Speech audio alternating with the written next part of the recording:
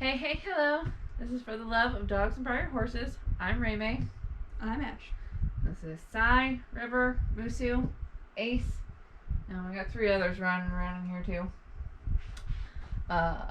Today, on our video, Ash is going to be opening some Stablemate Horse Foal Surprise horses.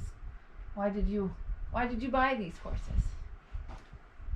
So I was going to TSC to look for the TSC exclusives, and I was not having any luck, so I decided, since I wasn't having any luck with buying those, that I wanted to at least buy something. So since they were buy one get one half off, I bought 2.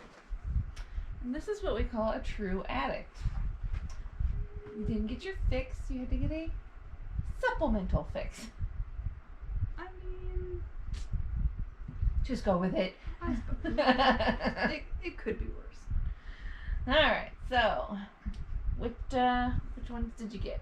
Okay. Well, she did already open these, so she already knows what her surprise foals are. So if you do not want to know what the foals are for some reason, then you should turn off your camera now. Spoiler alert. Warning. Okay, so the first one is the bay with the, I don't know if they're calling that a dun or I'm calling it a dun. Oh, the horse in the back. That's not a bay, is it? No. Or the one in the back, the black one. Ignore me. Black and yes. So I'm calling it a dun, has the dorsal stripe, as a dun should. I'm assuming they're not going to call it a buckskin.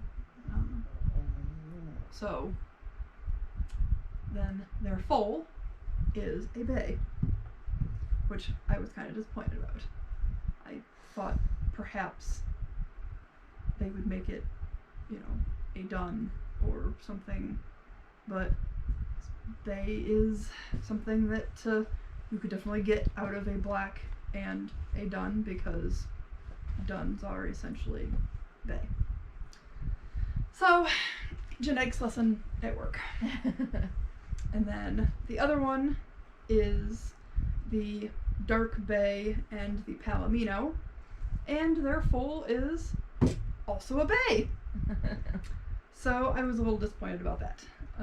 But once again, a very, very common color that could happen with that breeding. So therefore, not really surprised. I was just hoping that at least one of the foals would be something other than bay. Well, at least they're not like straight bays. They do have some markings on them. Yeah, but like, well, except for that one. That's a straight bay. No, it's got a sock. Oh, one. Yeah, there's a sock. It's hidden in there. It's a little sock, yes. It's there. I did not buy the Pinto set. Maybe I would not have been disappointed if I had. Maybe their foal will not be a bay. I don't know. It's the Pinto is a bay, so it's a good possibility that it would be. But I probably will not buy it because I do not collect a lot of stablemates.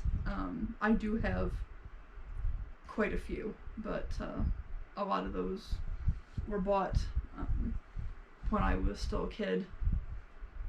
I have a lot of the JCPenney ones, and they came in sets of like 10 or 12. Like they had 2 or 3 years at least where they did that.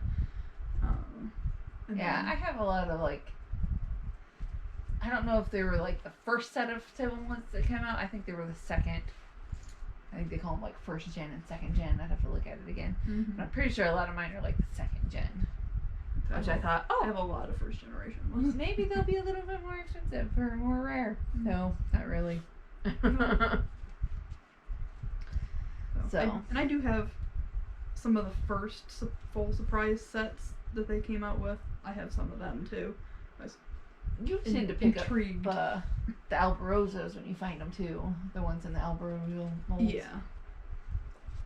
So far, I've not managed to get a traditional Albarozo, so Yes. Might as well collect the mini Albarosa while I can. I think it's safe to say that Albarosa is probably our holy grails. Mm-hmm. Both mine and hers. He's a lot of people's holy grail, yeah. but eventually maybe we'll get him, but maybe when his price comes back down a little bit, if it ever does. if it ever does. I regret not buying them when they were $300. Yeah. Could have $1,000 later. Yeah. Not well, but I like the full surprise just because of the color possibilities. So I'm big into genetic possibilities and what can actually happen, and sometimes I'm surprised pleasantly, and sometimes, like this time, I am surprised disappointed unpleasantly, but is not unexpected as to the possibilities that were to be had. So always a gamble when you're breeding, and that's the roll of the dice.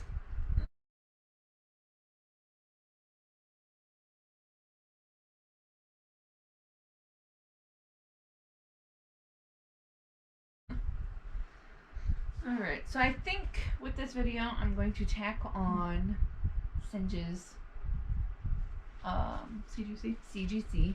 We went to a dog show in Fort Wayne, Indiana. What was the name of the dog show? Do you remember? The dog show, the weekend, it's a 4-day cluster, and it's called the Old Fort Cluster. And so usually every year it's held at the Coliseum in Fort Wayne. And it's a AKC. Yes, AKC show. Confirmation, Obedience, and Rally. Yeah, we found out they put the obedience people in like a tiny little hallway. Yeah. Like, even they had insult to injury by putting plastic down like the obedience dogs are gonna pee the floor. Like, oh, these obedience dogs. I think it's because they have carpet in that hall. Oh. I really do. Because, you know, they don't have plastic down in the confirmation hall. So I really think, and I had never, I've shown a lot of obedience and agility and confirmation over the years, and I sadly have never shown obedience at that show, so I did not know, and I sadly have never stuck my head in there when I've been at the show. There was like 2 rings in there, weren't there? Or was there 3? No, I think there was only 2. 2. Yeah, and then they had the little side. tiny practice area. Yeah. Yeah. Yeah, one for obedience and one for rally. And they work.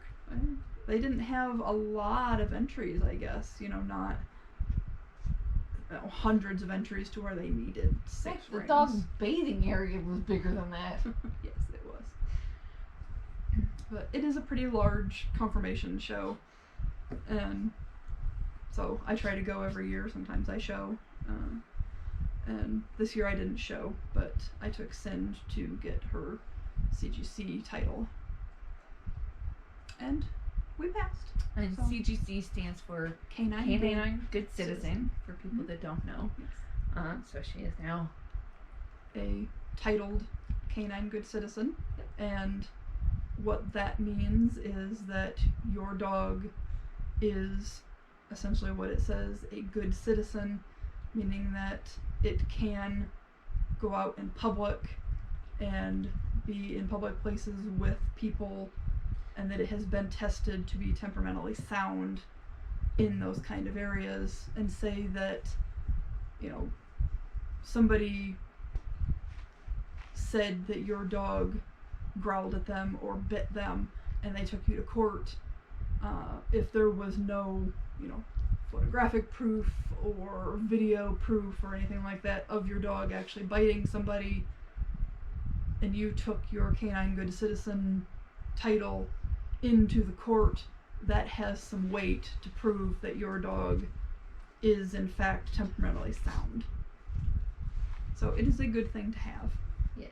Basically, it's just something to show that your dog is polite in public. Yes. So, but I will tack on the video for that, and so I hope to see you in the next video for that. Bye. Bye.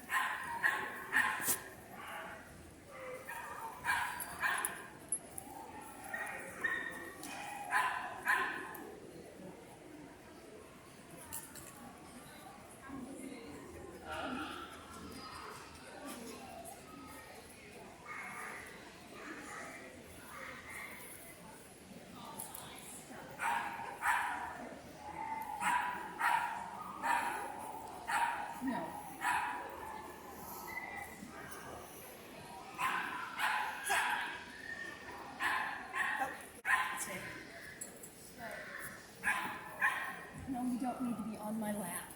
But I want to be. Yeah. A 70-pound chest is not long on a lap. I'm sorry.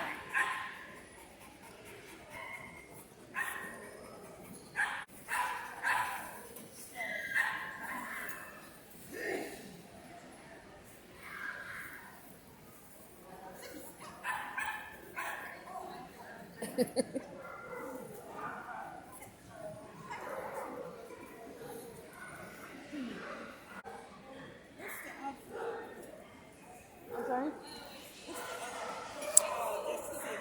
Yeah, they're supposed to go by and make sure that they don't react to them.